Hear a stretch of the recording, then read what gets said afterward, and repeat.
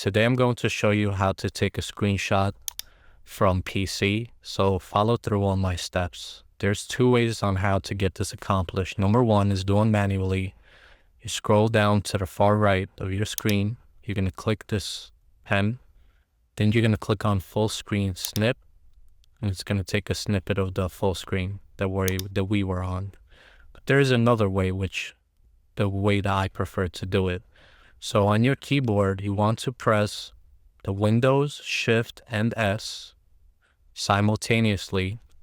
And then you're going to get this. So there's different type of screenshots you could take. As a freeform, you could select it with a mouse, right?